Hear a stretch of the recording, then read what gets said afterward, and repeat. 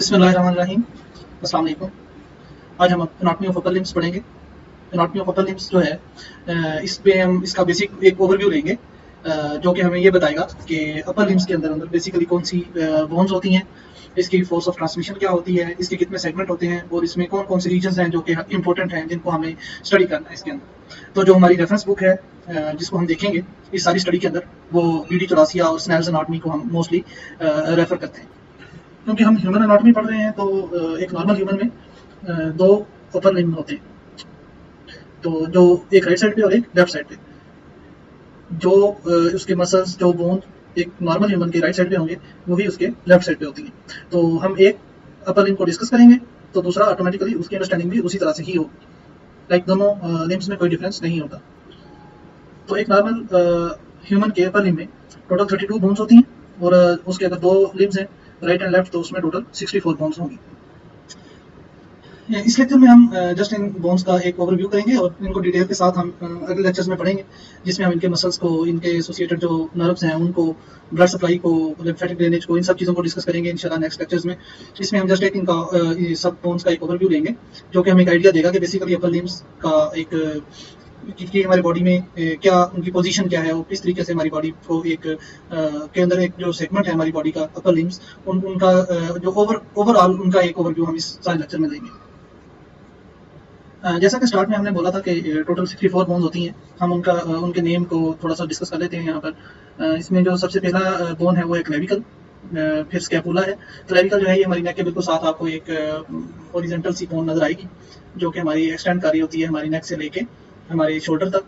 फिर उसके बाद स्कैपुला आता है जो कि पोस्टीरियर साइड पे होता है, और हमारी नेक बैक साइड पे जो कमर है उसके ऊपर आपको काफी प्रोमिनेंट एक फ्लैट बोन नजर आती है जो कि स्कैपुला है। फिर उसके साथ स्कैपुला के साथ एक जॉइंट बनाता है हमारी एक लॉन्ग बोन ह्यूमरस के नेम से। ह्यूमरस जो है ये शोल्डर बनाती है और वहां से लेके एल्बो तक एक्सटेंड करती है। फिर उसके बाद आगे दो बोन्स होती हैं जो कि हमारा फोर आर्म बनाती है, अल्ना और रेडियस।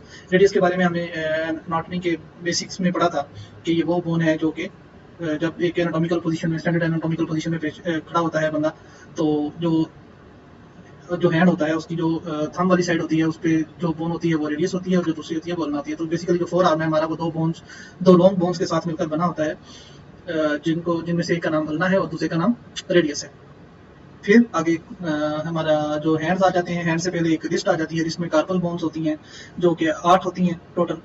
और फिर हमारा जो पाम है या हमारी हथेली जो है उसकी जो बैक साइड पे आपको बोन्स फील होती हैं वो मेटाकार्पल बोन्स होती हैं, ये टोटल 5 होती हैं। और फिर आगे हमारे डिजिट्स आ जाते हैं, 5 डिजिट्स या हमारी 5 उंगलियां जो बनती हैं आगे, और उनके ऊपर हमारी जो पोरें होती हैं, इनके नीचे जो बोन्स पाई जाती हैं वो फ्लेंजीज होती हैं, इनको फ्लेंजीज कहते हैं। तो clavicle, scapula, humerus, ulna, radius, carpal bones, metacarpal bones, phalanges, अगर हम इन सबको कलेक्ट करें तो ये टोटल 32 बोन्स बनती हैं।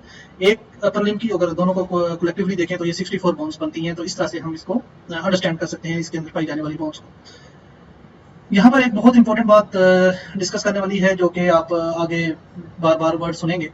एक तो पेक्टोरल गर्डल का वर्ड सुनेंगे, फिर उसके बाद डिस्टल बोन, प्रॉक्सिमल, डिस्टल, इस तरह की बातें सुनेंगे। तो वो हम थोड़ा सा उसका आइडिया ले लेते हैं। बेसिकली गर्डल, पेक्टोरल गर्डल और जो दूसरा ये जो अपर लिम्स होते हैं इसमें दो सेगमेंट होते हैं इसके। एक वो सेगमेंट होता है जो कि फ्रीली मूवेबल नहीं होता और वो लाइक फिक्स्ड होता है। फिक्स्ड एग्जैक्ट फिक्स नहीं होता, बहुत स्लाइटली मूवमेंट होती है उसके अंदर, लेकिन वो फिक्स नहीं होता उसको। और वो जो रीजन है अपर लिम्स का वो क्या करता है कि वो जो हमारा फ्रीली मूवेबल अपर लिम्स का रीजन है जिसमें कि हैंड आ जाते हैं, फोर आर्म आ जाता है और स्लाइटली थोड़ा बहुत ह्यूमरस को भी हम कह सकते हैं। तो ये जो बोन्स हैं इनको अटैच करता है, या इनकी जो फोर्स ऑफ ट्रांसमिशन होती है उनको अटैच करता है हमारे एक्सियल स्केलेटन के साथ। और इसमें क्लेविकल और स्कैपुला आ जाते हैं। ये जो रीजन है इसको पेक्टोरल गर्डल कहा जाता है। पेक्टोरल गर्डल क्यों कहा जाता है? पेक्टोरस या ब्रेस्ट का रीजन जो होता है, इस रीजन के अंदर पाई जाने वाली जो बोन्स होती हैं इनको पेक्टोरल गर्डल कहा जाता है, जिसमें क्लेविकल और स्कैपुला आ जाती है। तो ये पेक्टोरल गर्डल वो सेगमेंट है हमारे अपर आर्म का जो कि स्लाइटली मूवेबल होता है, और फ्रीली मूवेबल जो रीजन है उसमें हैंड्स आ जाते हैं, फोर आर्म आ जाते हैं। तो अभी हम इसको जल्दी से सम अप करते हैं चीज़ों को। तो जो अपर लिम्स है उसके हम 4 रीजन बनाते हैं। एक शोल्डर रीजन है या पेक्टोरल गर्डल का रीजन है, उसको आगे हम 3 सब डिवीजन इसकी करते हैं। एक तो ब्रेस्ट का रीजन आ जाता है, एक एक्सिला का रीजन आ जाता है जो कि जो हमारी ह्यूमरस है, और जो हमारा ब्रेस्ट का लेटरल साइड है, इन दोनों के जो दरमियान में एक हमारी आर्म पिट बनती है, ये रीजन जो है ये एक्सिला या आर्म पिट का रीजन बनता है। इसकी सिग्निफिकेंस इस वाले से है कि यहाँ पे लिम्फ नोड्स वगैरह होते हैं, और ये हम आगे बेसिकली डिस्कस करेंगे जब हम इसका फेशिया वगैरह को डिस्कस करेंगे। फिर आगे आ जाती है स्कैपुलर रीजन है। स्कैपुलर रीजन पोस्टीरियर रीजन है हमारे अपर लिम्स का, तो ये जहाँ पे स्कैपुला होता है। 2 मेन बोन्स हैं इस रीजन में, क्लेविकल और स्कैपुला है, और जॉइंट्स इसमें 2 मेन जॉइंट्स हैं। एक तो स्टर्नोक्लेविकुलर जॉइंट है जो कि स्टर्नम का, और क्लेविकुलर जॉइंट हम इसको कह सकते हैं। लाइक अगर हमारे यहाँ पर एक स्टर्नम मौजूद है वो इस तरह से, तो ये उसके साथ एक जॉइंट बनाएगी जिसको स्टर्नोक्लेविकुलर जॉइंट कहा जाता है, और एक जॉइंट ये बनाएगी एक्रोमियोक्लेविकुलर जॉइंट जो है वो इस रीजन में बनेगा जो कि क्लेविकल और एक्रोमियन के दरमियान बनता है।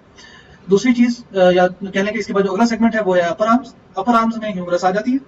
ह्यूमरस में जो इस रीजन में जो अपर आर्म का रीजन है उसमें सिर्फ एक ही बोन है, और ये शोल्डर से लेके एल्बो तक एक्सटेंड करती है। इसमें जॉइंट्स जो है वो एक ही बनता है जिसको हम शोल्डर जॉइंट कहते हैं। और फिर उसके बाद हम फोर आर्म पे आ जाते हैं। फोर आर्म में क्या होगा, फोर आर्म जो है वो एक्सटेंड करता है हमारी एल्बो से लेकर रिस्ट तक, और ये यहाँ से लेके इस रीजन तक आएगा। इसमें 2 बोन्स हैं, रेडियस और अल्ना, और जॉइंट भी इसमें हमें 2 नजर आएंगे। एक तो ये एल्बो जॉइंट और दूसरा रेडियोलर जॉइंट जो कि रेडियस और अल्ना के दरमियान बनता है। जो लास्ट में हमें इसमें देखनी है चीज वो है हैंड्स। हैंड्स में कार्पस बोन आ जाएंगी जो कि रिस्ट की बोन्स हैं, और उसके अलावा मेटाकार्पस है जो कि हमारे जो हथेली होती है इसकी बैक साइड पे अगर हम फील करें तो जो बोन्स हमें फील होती हैं वो मेटाकार्पस कहलाती हैं। और फिर उसके बाद जो हमारे डिजिट्स की बोन होती हैं या पोर्स के पीछे बोन्स होती हैं उनको फ्लेंजिस कहा जाता है। इसके अंदर जो जॉइंट्स हमें नजर आते हैं वो एक तो वो जॉइंट्स हैं जो कि रिस्ट बना रहे हैं, इसको रिस्ट जॉइंट कहते हैं। बाकी वो हैं जो कि इन कार्पस जो कार्पल बोन के दरमियान जो इन बोन्स के दरमियान बन रहे हैं उनको हम इंटरकार्पल जॉइंट्स कहते हैं। फिर कार्पो मेटाकार्पल जॉइंट है। बाकी जितने भी जॉइंट्स हैं इनके मैं नेम दे देता हूँ, ये सेल्फ एक्सप्लेनेटरी हैं, ये खुद बता रहे हैं कि वो क्या है कि कार्पो मेटाकार्पल वो है जो कि मेटाकार्पल और कार्पल के दरमियान बन रहा है। इंटर मेटाकार्पल जॉइंट्स वो हैं जो कि मेटाकार्पल के दरमियान बन रहे हैं, 2 मेटाकार्पल के दरमियान, और इसी तरह फिर आगे मेटाकार्पोफ्लेंजियल जॉइंट्स हैं और इंटरफ्लेंजियल जॉइंट्स हैं।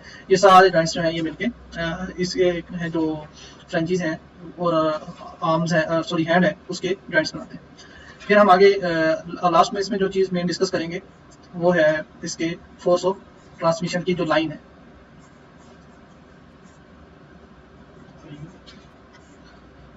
जो lines of force of transmission है अपर लिम्ब की, उसमें क्या है कि जो अल्लाह ताला ने हमें ये अपर लिम्ब दिए हैं इनका बेसिक मकसद जो है अगर हम वो अंडरस्टैंड करें तो ये है कि ये बहुत हमारी छोटी छोटी मूवमेंट को लेके, लाइक अगर हमने लिखना हो, पियानो को हमने बजाना हो, कोई और छोटे छोटे काम करने हो, तो वहाँ से लेके हमारे हैंड्स के जो जॉइंट्स हैं या बोन्स हैं वो काम करती हैं, और उससे लेके हम भारी भरकम चीज़ें उठाते हैं। तो अगर हमने बहुत हैवी चीज़ उठानी हो तो ऑब्वियसली हम जस्ट उंगलियों की मदद से या अपर आर्म या फोर आर्म अकेले की मदद से नहीं उठा सकते। तो ये सारी बोन्स कलेक्टिवली एक फोर्स को ट्रांसमिट करती हैं हमारे जो एक्सियल स्केलेटन को, और एक्सियल स्केलेटन जो है वो फिर उसको किस तरह से उस ट्रांसमिटेड फोर्स को किस तरह से बियर करता है, उसमें एक पूरी लाइंस होती हैं। वो किस तरह से कि सबसे पहले हम अपने हैंड से किसी भी चीज़ पे फोर्स लगाते हैं, वो हमारे फोर्स जो है वो सबसे पहले ट्रांसमिट होती है हमारे रिस्ट पॉइंट से, वो फिर ट्रांसमिट होती है रेडियस को, रेडियस से इंट्रोसियस मेम्ब्रेन के थ्रू वो जाती है अल्ना को ट्रांसमिट होती है। अल्ना जो है वो ट्रांसमिट करता है उसको एल्बो जॉइंट को, एल्बो जॉइंट से फिर वो ह्यूमरस को ट्रांसमिट होती है, ह्यूमरस से फिर वो शोल्डर जॉइंट से वो स्कैपुला उसके नहीं स्कैपुला को ट्रांसमिट होती है। स्कैपुला के बाद फिर वो कोरेकोक्लेविकुलर लिगामेंट से क्लेविकल को ट्रांसमिट होती है, फिर वो स्टर्नोक्लेविकुलर जॉइंट के थ्रू स्टर्नम को ट्रांसफर होती है, और फिर स्टर्नम से वो एक्सियल स्केलेटन को ट्रांसमिट हो जाती है। तो इस तरह से ये एक line of force of transmission है। ये इंपॉर्टेंट चीज़ थी जो कि हमें याद रखनी चाहिए। तो it's all about upper limbs. इंशाल्लाह बाकी हम जो है वो इन सारी बोन्स को सेपरेटली जो है वो डिस्कस करेंगे आगे इंशाल्लाह।